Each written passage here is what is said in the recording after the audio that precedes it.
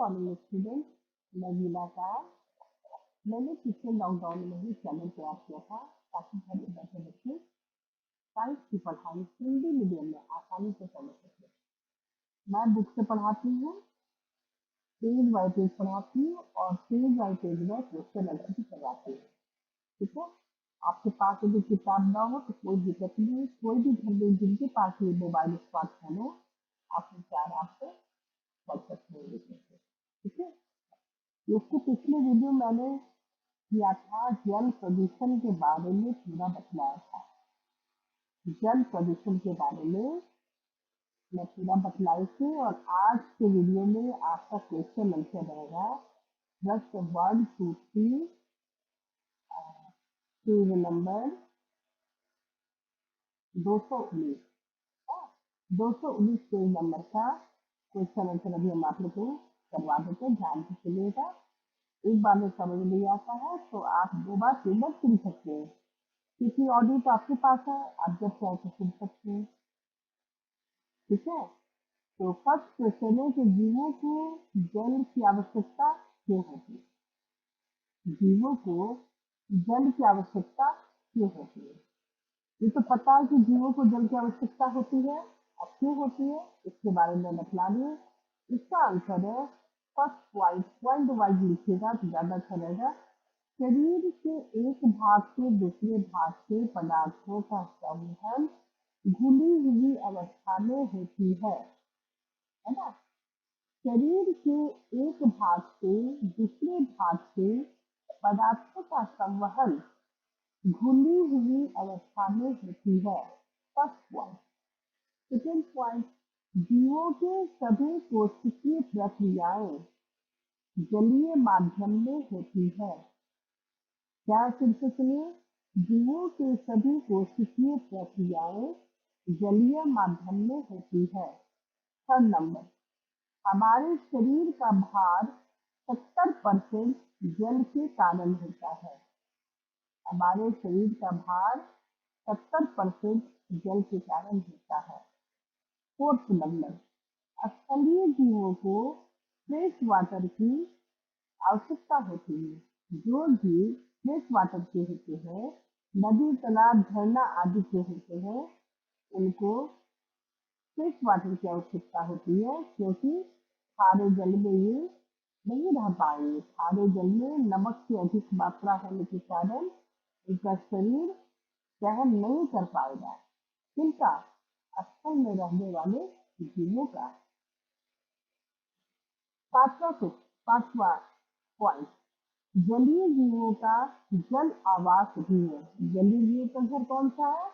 पानी ही उनका आवास है। जल में रहने वाले जीव जल में घुले हुए ऑक्सीजन की मदद से श्वसन लेते हैं और जीते हैं, है ना। जल में रहने वाले जीव, पानी में रहने वाले जीव जंतु हैं, चाहे वो नमकीन पानी में रहने वाले हों या फ्रेश वाटर में रहने वाले हों, उन पानी में घुले हुए ऑक्सीजन की मदद से वह सांस लेते हैं और जीवित रहते हैं। ठीक है, ये हो गया फर्स्ट क्वेश्चन का आंसर, जीवों को जल की आवश्यकता क्यों होती है। अब है सेकेंड क्वेश्चन,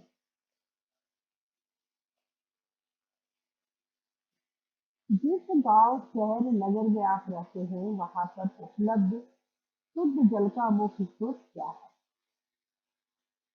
गांव में जहाँ आप रहते हैं वहाँ शुद्ध जल का मुख्य क्या है? गांव में कुछ अलग रहता है, शहर में अलग रहता है, नगर में अलग रहता है, थोड़ा सा तो अंतर पड़ता ही है शुद्ध जल का मुख्य स्रोत पर, है ना। तो शहरों में है कि नगर पालिका, नगर निगम जल वितरण प्रणाली द्वारा पानी पहुंचाया जाता है ना, जल को पहुंचाया जाता है जगह जगह। फिर टंकी या डैम, कुआं, तालाब में नगर वर्षा का जल संग्रह किया जाता है। टंकी में, डैम में, कुआं, तालाब में वर्षा का, नगर में वर्षा का जल संग्रहण किया जाता है, इनको जमा करके रखा जाता है। और गांव में गांव में आपके चापानल है, कुआं है, भौम जल आदि की व्यवस्था रहती है। सभी जगह जल की आवश्यकता होती है और जल की पूर्ति भी होती है, लेकिन उनका मुख्य स्रोत थोड़ा थोड़ा अंतर होता है। गांव के लोग अभी भी कुआं से, चापानल से और भौम जल अपना थोड़ा सा करके करते हैं, है ना। इसमें उनको शुद्धता लगता है कि ये जल बिल्कुल शुद्ध है। ठीक है। तीसरा क्वेश्चन है, क्या आप किसी क्रियाकलाप के बारे में जानते हैं जो इस जल के स्रोत को प्रदूषित कर रहा है?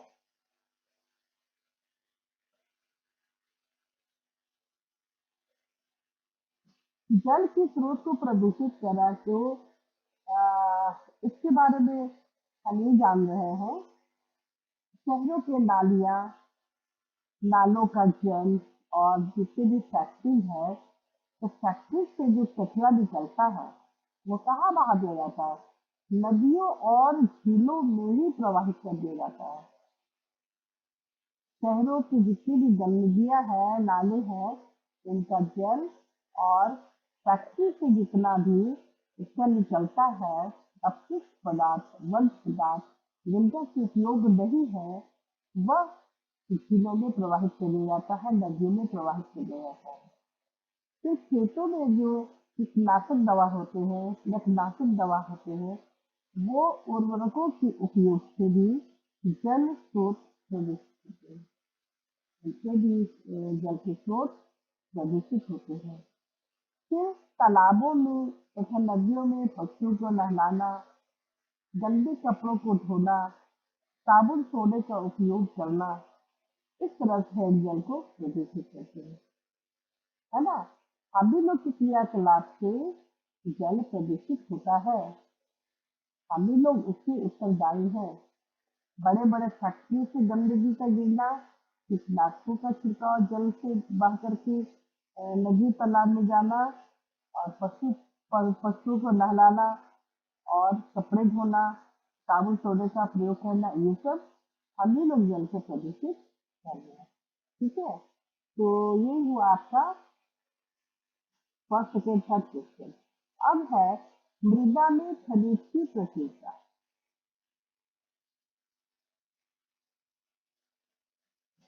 में। मृदा में खनिज की प्रचुरता यानी कि मिट्टी में खनिज खनिज की प्रचुरता। मिट्टी में क्या है? मिट्टी में सबसे ज्यादा खनिज की तो है ना, खनिज संपदा ही तो है मिट्टी में। तो आज इसके बारे में हम लोग पढ़ेंगे। उम्मीद है कि तीनों क्वेश्चन समझ में आ गया होगा, और क्या हमने बतलाया वो भी याद ही हो गया होगा, तो कोई भारी तो है नहीं। आप लोग सातवां था क्लास में जान रहे जल की उपयोगिता के बारे में, है ना। तो तीनों क्वेश्चन तो आ ही गया होगा। अब हम लोग पढ़ेंगे मृदा में खनिज की प्रक्रिया। एक क्षेत्रीय जीवन की विविधता को निर्धारित करने वाला एक महत्वपूर्ण संपदा है मिट्टी। मिट्टी हमारी बहुत इम्पोर्टेंट है ना। मिट्टी जो है वह बहुत इम्पोर्टेंट है। हमने इससे पहले भी बोला था कि सिर्फ पानी से ही जीवन चलने वाला नहीं है।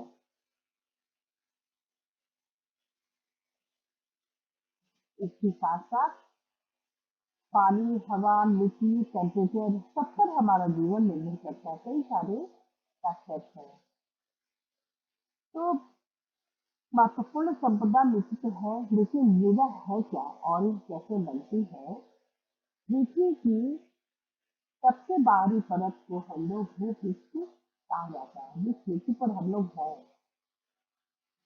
इसके बाहरी परत को भूपृष्ठ, भू मतलब जमीन, पृष्ठ मतलब सतह, भूपृष्ठ कहा जाता है।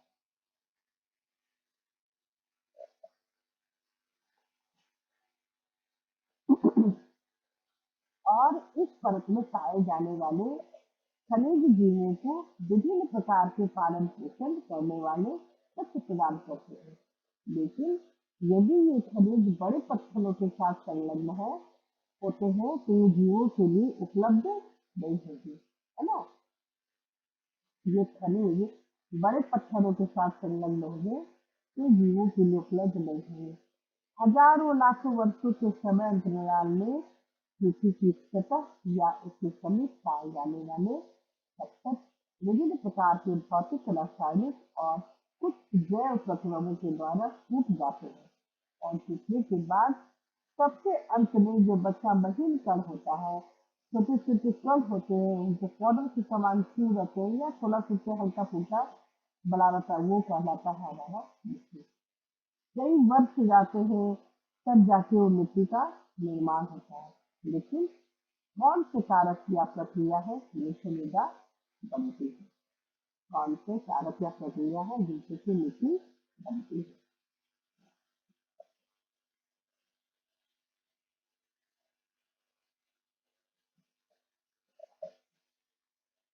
तो सबसे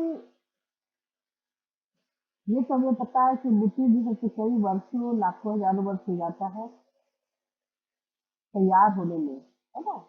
जैसा तैयार होने में उनका टूटना, किसी वजह से टूटना, किसी कारण इसका चेंज हो जाना, परिवर्तन हो जाना, तो ये सब में कई वर्ष लगते हैं और इसमें इसके बाद जो इसका बचता है अवशेष बचता है वह मिट्टी कहलाता है।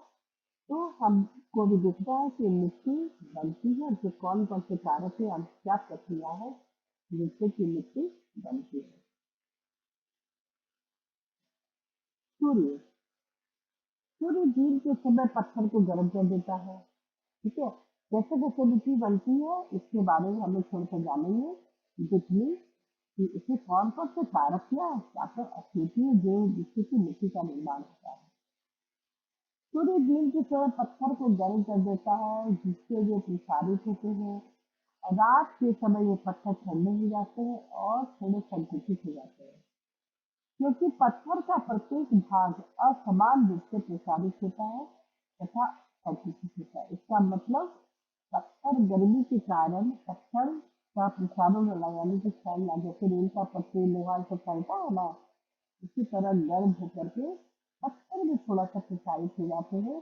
दिखता नहीं है, वो पता नहीं चलेगा, लेकिन प्रसारित होते हैं और रात में धीरे धीरे संकुचित हो जाते हैं।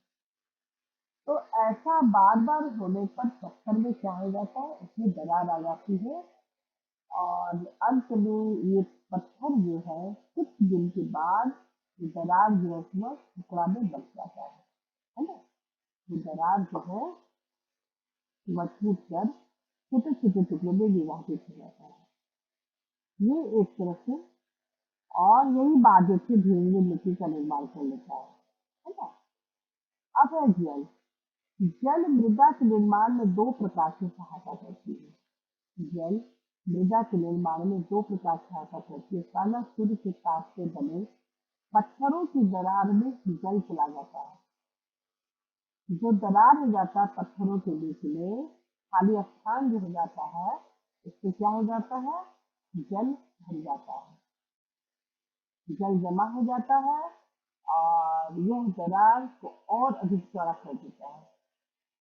जब दरार में जल जमा हो जाता है तो जल जम जाता है, जल बाद में जम जाता है ना, गर्मी में तो वह ये हो जाएगा, नुकसान हो जाएगा और पिघल जाएगा। लेकिन जब ठंड का मौसम होता है या कुछ दिन के बाद फिर ये जल नीचे की ओर जम जाता है तो यह दरार को और अधिक चौड़ा कर देगा।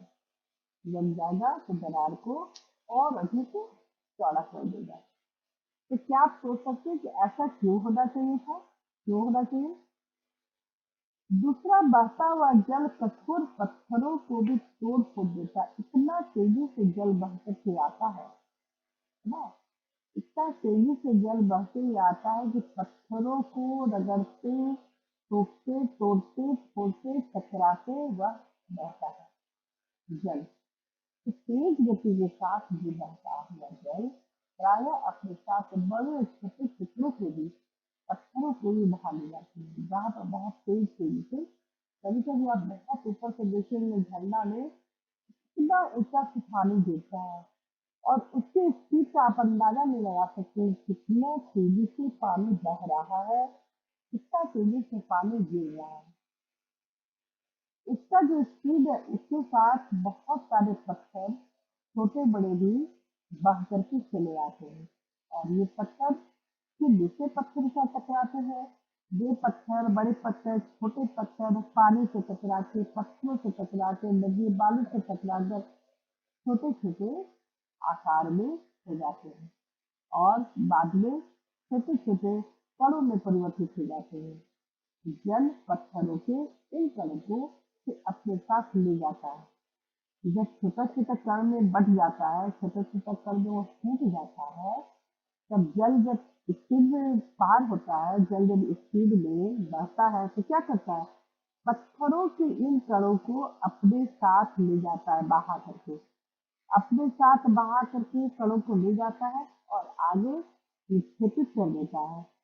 आगे वहां पर जमा हो जाता है और इस प्रकार मृदा अपने रूप में आ जाती है। मृदा अपने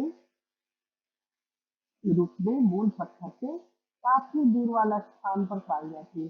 पत्थर कहाँ था और पत्थर बस कहाँ चला गया, पत्थर टूट फूट होते हुए टकराते हुए सबसे अंतिम जगह अंत में कहाँ चला गया, ये पता नहीं कि वह किस पत्थर का था, उसका जो पत्थर से निकला और वो काफी दूर वाले स्थान पर पाया गया, है ना।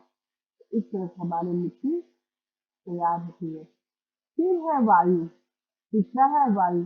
जिस प्रकार जल में जिस प्रकार जल में पत्थर एक दूसरे से टकराने के कारण टूटते हैं, उसी प्रकार तेज हवाएं भी पत्थरों को तोड़ती है। ठीक है। वायु जल की तरह ही बालू बालू को एक स्थान से दूसरे स्थान तक ले जाते हैं। जिस प्रकार जल में पत्थर एक दूसरे से टकराने के कारण टूटते हैं, उसी प्रकार तेज हवाएं भी पत्थरों को तोड़ देती है। इतना ताकत है हमारे हवा और पानी में। वायु जल की ही तरह बालू को एक स्थान से दूसरे स्थान तक ले जाती है। वायु में भी इतना ताकत है कि वह एक स्थान से वायु को उड़ा के दूसरे स्थान तक ले जाता है। जीव भी मृदा के बनने की प्रक्रिया को प्रभावित करते हैं। जीव जंतु लाइकेन, जिसके बारे में हमने पढ़ा है, पत्थरों की सतह पर ये उगते हैं और पत्थरों को इस तरह से वह ढक लेते हैं, इस तरह से ढक लेते हैं कि लगेगा ही नहीं कि यहाँ पे पत्थर है और मिट्टी की एक पतली परत का निर्माण कर लेते हैं।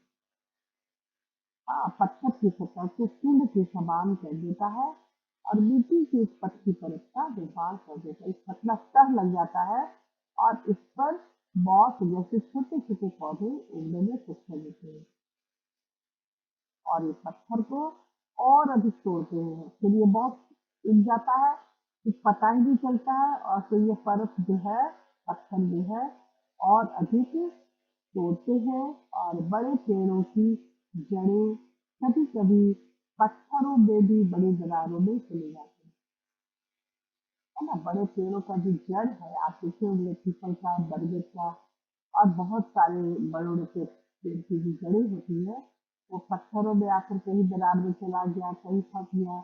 जड़ काफी लंबा, कितना 3-4 मीटर आगे जड़ चला गया और वह जमीन को, पत्थर को, इस एरिया को पूरा दरार करके चौड़ा कर देता है और वही बाद में फिर धीरे धीरे धीरे धीरे मिट्टी का निर्माण हो जाता है। इस तरह से हम देखते हैं कि मिट्टी निर्माण में वायु भी हेल्प करता है, जल भी हेल्प करता है और सूर्य की कृपा से भी होता है, सूर्य की मदद से भी, जल के द्वारा भी और वायु के द्वारा भी, है ना।